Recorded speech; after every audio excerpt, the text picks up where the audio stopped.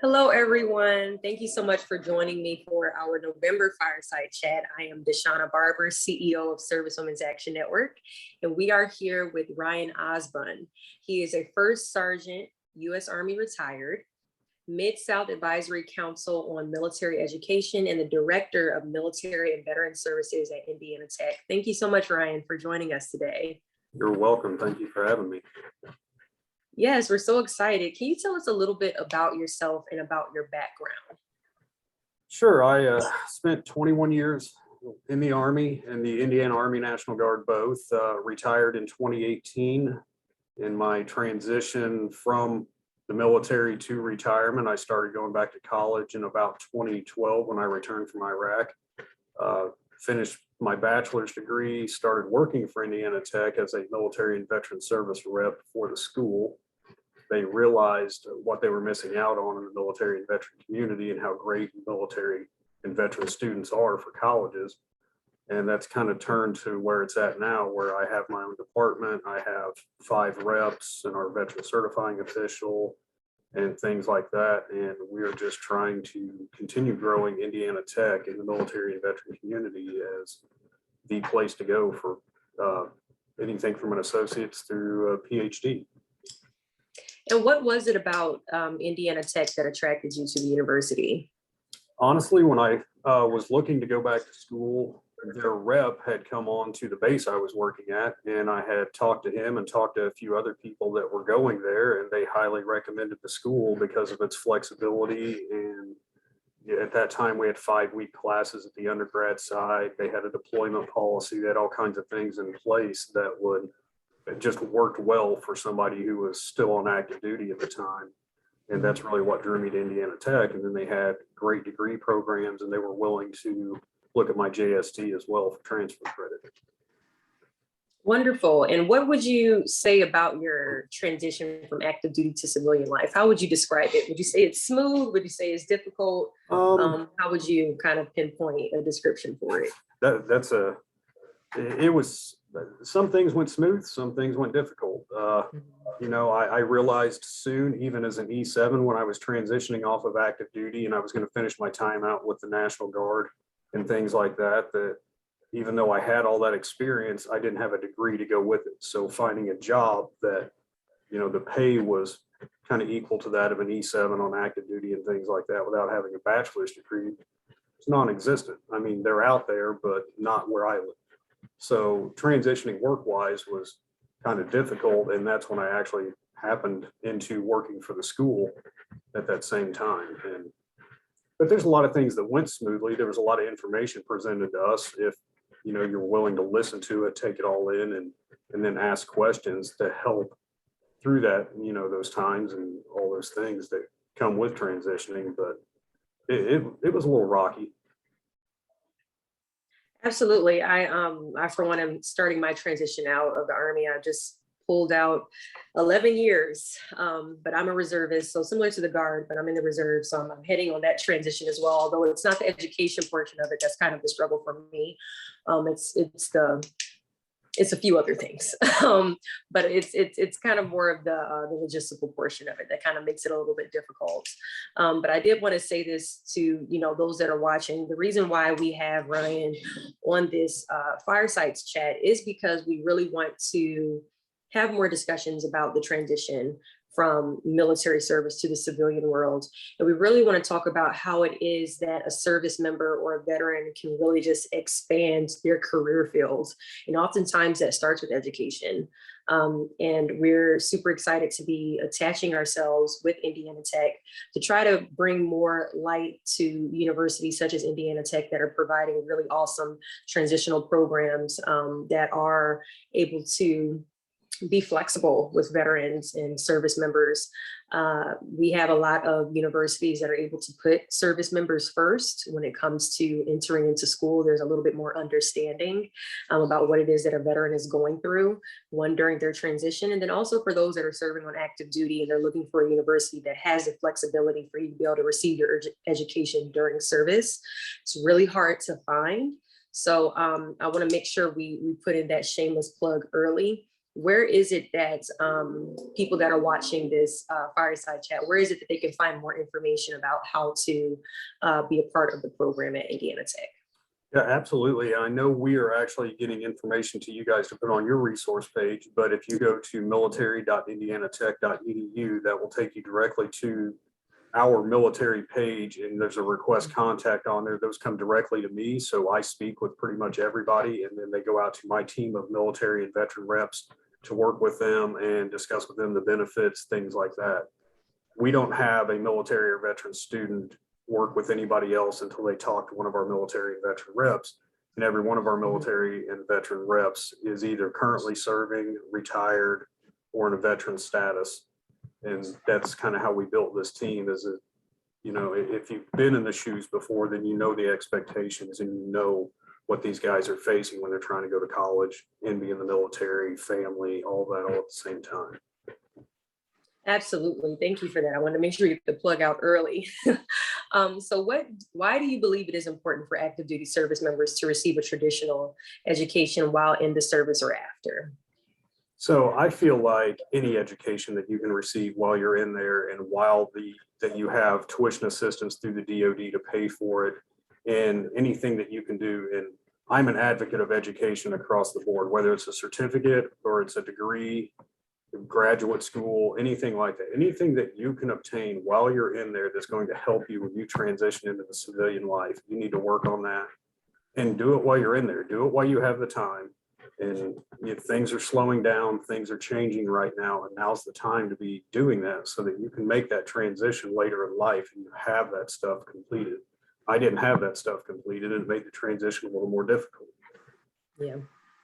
Understood. And this is still kind of similar to the question before, but some individuals, which a lot of even our younger generation, do not believe that it's beneficial to receive a traditional degree. What would you say are the advantages of having a degree? Well, the biggest advantage is most HRs require a degree for a lot of positions anymore. So unless you have a lot of relevant work experience on your resume, that degree is what's going to get your resume past that computer software to start with. Secondly, I would say, I kind of agree. There's certificates and there's certifications. There's a lot of industry certifications out there that are just as important, if not more important, depending on the field you're looking at, than a degree is. I would say if you're in the IT field, there's a lot of certifications and industry certificates that are extremely important, but you can get all of those while you're in the military, and you can still pursue that degree, because a lot of people that have been in leadership positions in the military, when they transition out, they're going to end up in some sort of management or leadership position in a career field anyways, and you're going to want that degree and those industry certifications to assist you in that.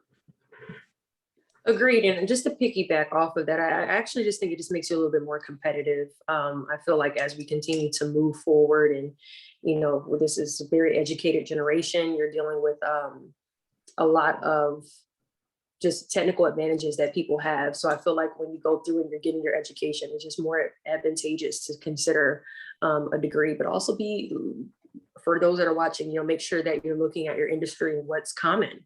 What are people, doing in your industry? Because the truth is you're going to be going against your peers. And if you put their resume against yours, what's the difference? And what makes you, more qualified for that position over someone else? So just make sure that you're looking at your industry is super important. At Indiana Tech, you all have a really good transitional program, and you all are well connected with different companies and corporations that are looking to hire veterans. Can you, name drop a few of those corporations that work closely with you all to employ veterans? I can, and we really work with all of our students, but our military and veteran students really do have a leg up because they come in with a work ethic and an experience that most companies desire anyways, and that is very helpful. But we have corporate partnerships with AT&T and FedEx and some of these larger companies. We're working on some other things right now and getting those in place with some transportation companies, things like that, because supply chain management logistics is huge now. Yes, it is. Drive down an interstate without seeing, a couple dozen warehouses being built everywhere. So there's a lot of stuff that we try to do to help the military and veteran students in anything from job placement to working with them to find resume services, things like that, so that they can succeed once they're finished here. No, absolutely. I completely agree. One of my best friends who's also walking into 11 years in the Army, but she's active duty.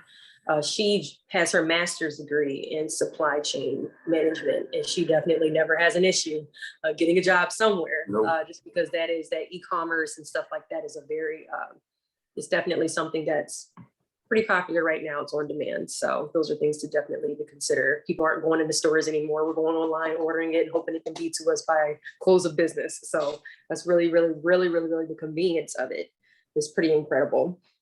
Why should veterans not feel discouraged about starting or finishing school after their time in service? You're not alone.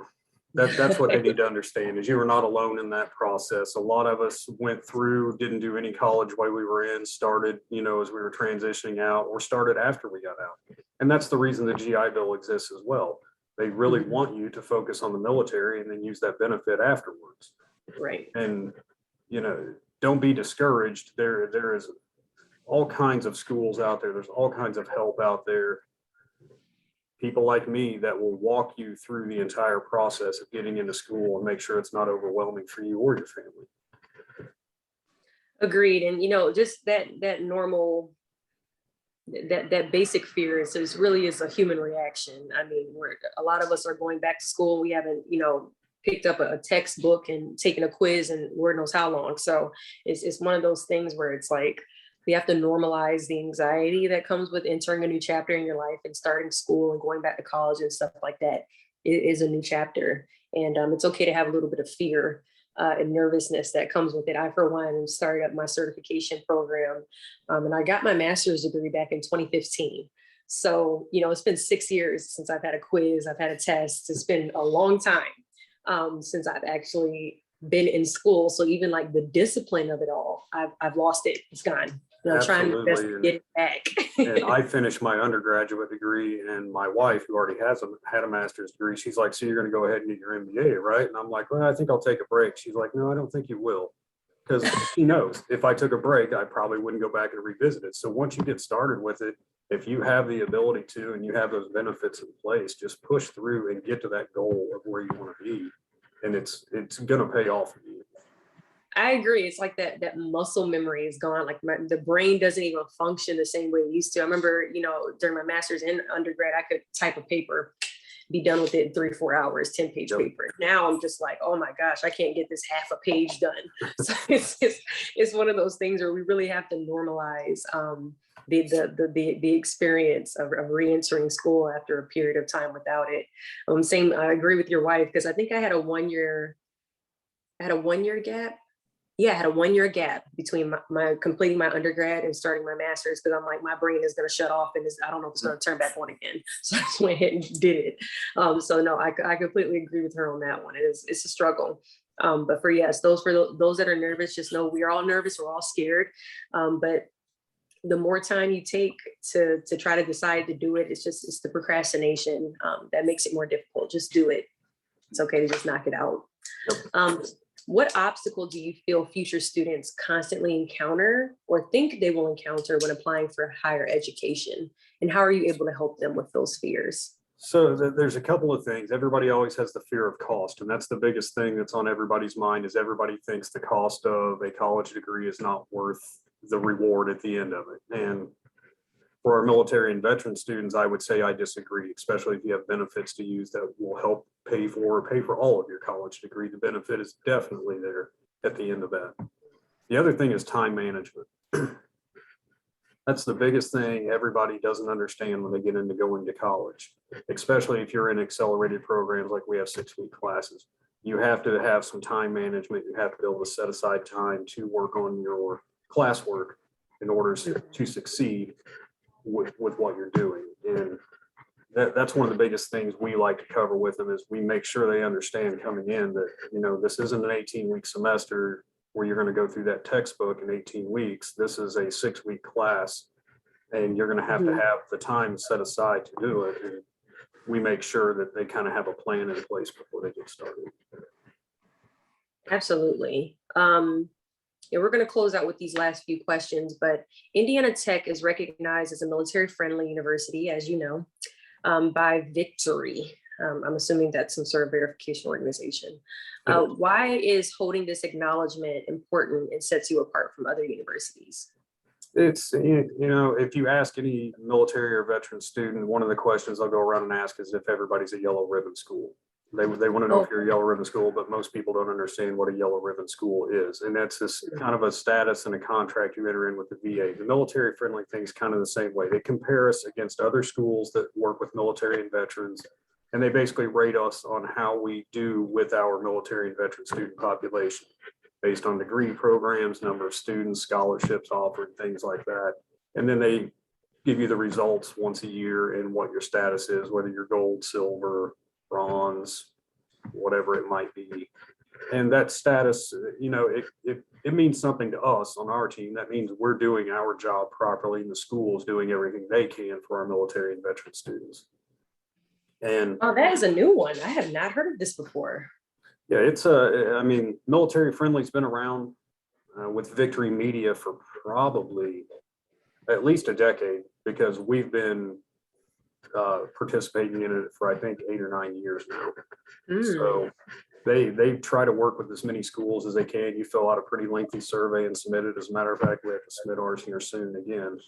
And they kind of rank everybody based on your school size and what you're doing for your military and veteran students. And then it's just a designation you get to put on your marketing materials and utilize to, you know, in events and things like that, even with like talking to you guys, that we are a military friendly school. It's just kind of a measure of success in what you're doing with your military and veteran students. That is incredible. That's incredible. So for those that are listening, keeping in mind, think of Victory, it has a Q in it. I'm assuming that that's said the right, is it VIQTROY? TORY, Victory. Okay. So not spelled the normal way, everybody. Put a Q instead of a C. So when you're looking for, you know, universities, make sure that you're seeing if they have that. Yeah, they'll usually have a symbol that just says military friendly and it'll have the current year in it. That's nice to know. Okay. What are some other benefits that you haven't mentioned yet for attending Indiana Tech? Sure. I mean, I can go on for a while on this one because I just keep coming to the school to add more and they keep agreeing with me. So we have scholarships for military and veteran students, and we extend that exact same scholarship to spouses of military and veteran students. So we want to include them in everything because they're serving just the same as the person in the military is. We offer a scholarship for DoD employees. We offer a scholarship for VA employees because we're trying to help all those that help us. Right. Recently, we just added a new graduate scholarship for those currently serving in the military.